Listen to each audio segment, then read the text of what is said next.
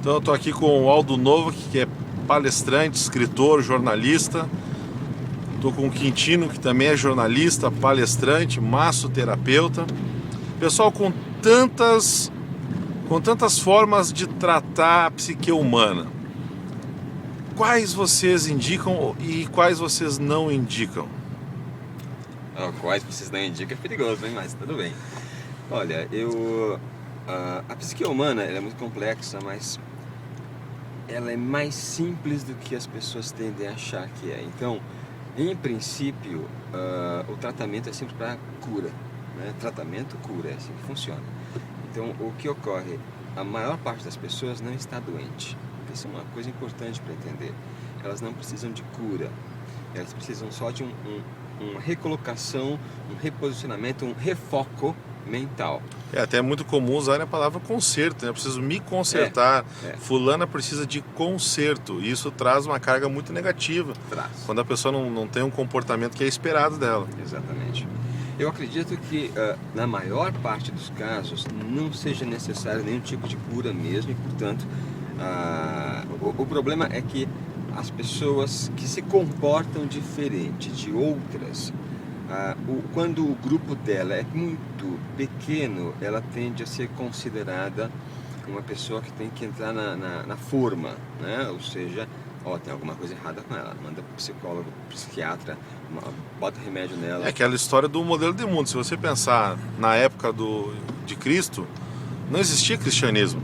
Então você ser cristão era o comportamento errático. Exatamente. Era isso que precisava ser consertado. Você tinha que voltar para aquilo que era normal para aquela época. Hoje, quando você se diz ateu, você sofre o mesmo preconceito. É ao contrário, exatamente. E o que eu vejo é que existe, além desse aspecto, o fato de que é uma indústria da cura.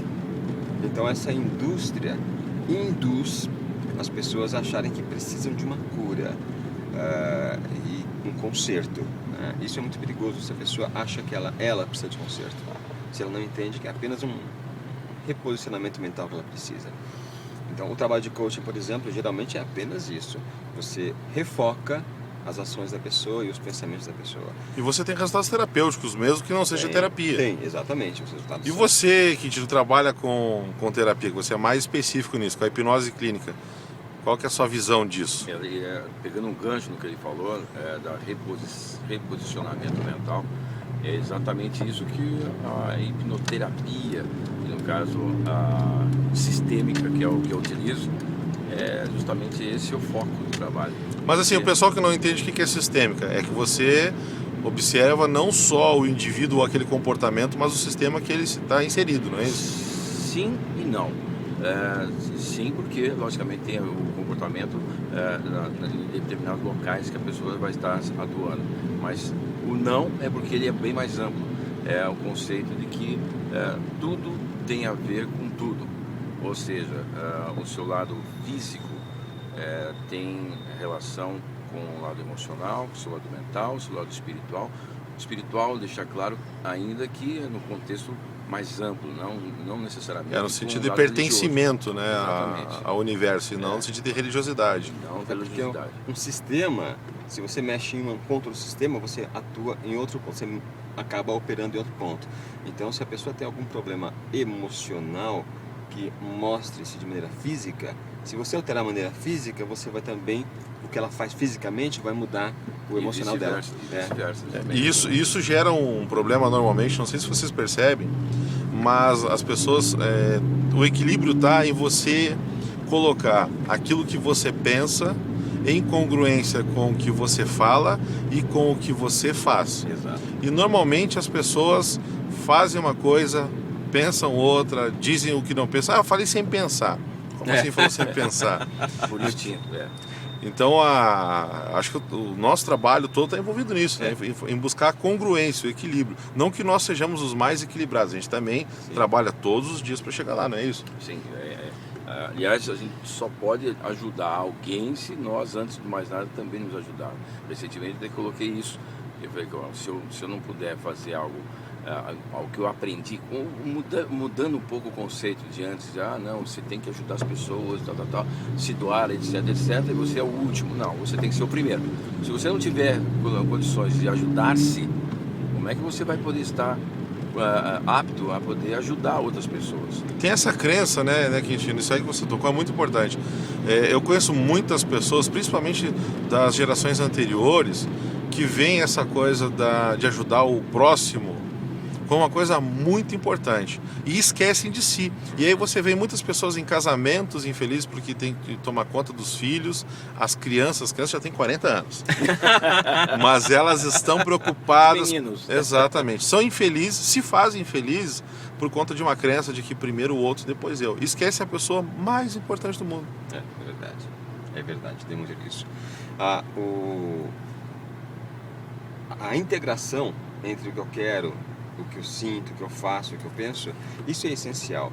E muita gente só precisa entender uma técnica, um sistema, um processo através do qual isso seja integrado. Porque a gente não aprende isso na escola.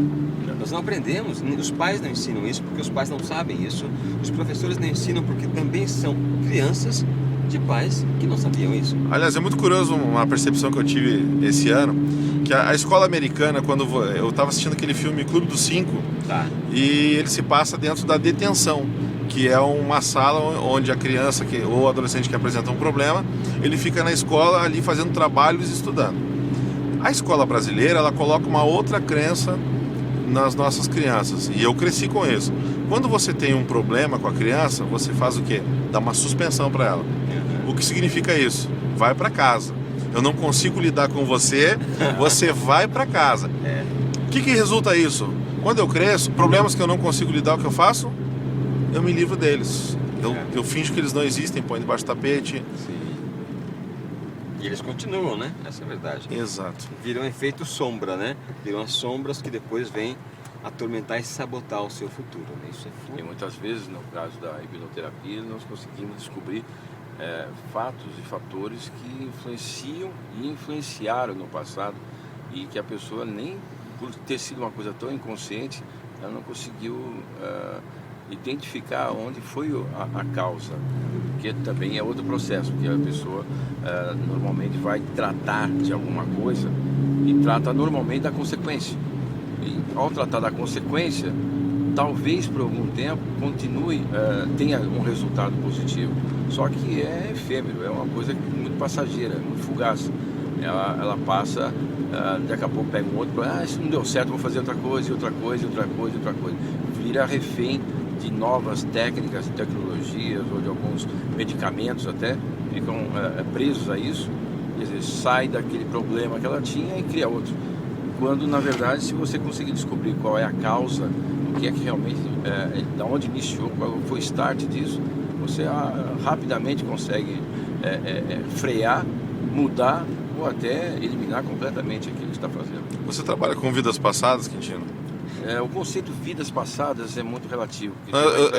Eu quero colocar ele na parede, porque hipnose, normalmente as pessoas falam que fazem regressão e que vão a vidas passadas, e curiosamente ninguém é peão na vida passada, né?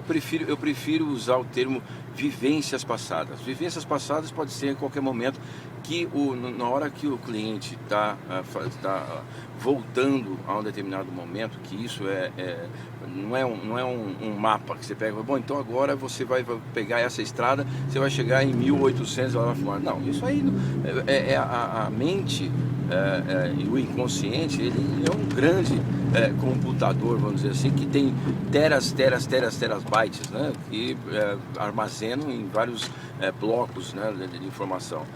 Pode ser, se a pessoa ela diz que ela está naquele momento vivenciando, seja que realmente tenha acontecido porque ela acredita que seja assim, ótimo. Não sou eu que vou falar para a pessoa que, olha, você não está, não existe vida passada. Se ela acha que ela está num determinado momento, pode ter sido criado, porque a mente é muito ativa, ela pode criar circunstâncias, situações, cenários para explicar, são metáforas. Se ela acredita que aquilo é verdade, maravilha, a gente vai trabalhar. O importante é que ela consiga voltar até o ponto que deu início daquela situação que hoje ela está passando e nós trazemos para a realidade, para o dia de hoje, para que daqui para frente, porque o trabalho de psicologia, de psicanálise não é meu trabalho. Eu não quero saber o que aconteceu. Eu quero que daqui do momento que ela está presente, ela venha a ter daí para frente, tanto que não vou fazer uma análise, uma anamnese que nós fazemos, para poder apenas saber alguns conceitos, para saber qual é o caminho que nós vamos seguir. Sendo bem direto com a sua pergunta, que eu sei até onde você quer chegar e eu concordo com você. Aquela pergunta original, o que eu acho das curas e coisas assim, de psicologia e psiquiatria especificamente. Porque eles nos cobram muito, né? Nos cobram, Nós trabalhamos com resultados, porque dizer assim, a cura é o resultado, é uma metáfora para o resultado. Crescimento de meta financeira, de venda, tudo isso é resultado. Sim. Nós auxiliamos a chegar em resultados. Exatamente. E eu falo sempre, procure um profissional, porque nem sempre o profissional que eu acredito ser o melhor é o melhor para aquela pessoa. Para ela, talvez o psiquiatra e o remédio sejam os caminhos. Isso só ela pode dizer. Mas você tem vários outros profissionais, e é sobre isso que eu perguntava. Meu grande embate, e aqui eu tenho que ser bem direto, é que o manual de análise psiquiátrica, vamos colocar assim, ele tem milhares de páginas, onde praticamente qualquer comportamento, isso nos Estados Unidos e Brasil, qualquer comportamento é rotulado de um tipo de doença. Isso não acontece na Europa. Corresponde a um CID. Exato. E ocorre que não são doenças, são apenas... Aliás, não existe sequer um meio de avaliar realmente se a pessoa tem uma doença, porque uma coisa é neurologia, outra coisa é psiquiatria. A psiquiatria baseia-se basicamente é ótimo, mas ela baseia-se em avaliação de comportamentos. E comportamentos podem sim ser causados por algum aspecto neurológico ou podem ser simplesmente comportamentos montados a partir de certas linhas de trabalho. Então, eu não consigo afirmar se alguém realmente tem uma doença porque eu não sou neurologista. E curiosamente, aqui vai uma afirmação que muita gente odeia, nem psiquiatra consegue fazer isso, a não ser que seja um neuropsiquiatra. Mas se você pensar, recentemente, o homossexualismo era uma doença. Exatamente. E hoje a discussão é porque muitas pessoas querem trazer de volta esse conceito. Exato. E já outros refutam. Dentro da própria psicologia há vertentes diferentes para dizer aquilo que é tratável e aquilo que não é tratável. Pois é. E aí você tem que perguntar primeiro o seguinte: pessoa, ser humano que está me procurando, o que você quer da sua vida? Essa é a grande chave. Não é o que eu penso que seja uma doença. Porque se você pensar que comer um cachorro, fazer um churrasco de cachorro é uma loucura, é um maltrato com o animal, vai na China falar com 1,5 bilhão de pessoas e dizer que eles estão errados. Você que é um maluco. Assim como os indianos poderiam dizer a mesma coisa de quem come carne de vaca. Exato. Né? Então é importante separar o que é comportamento socialmente certo ou errado, ou aceito ou não aceito, do que é algo errado realmente. Né? Uma coisa é, por exemplo, se nós chegarmos ao extremo da morte, você pode dizer que alguém que mata outra pessoa está cometendo um crime? Sim. Só que a pessoa faz a mesma coisa numa guerra e vira herói. Exato. Então é apenas depende do mudou o contexto, mudou o sistema, você tem uma melhora. Eu só quero agradecer a nossa conversa.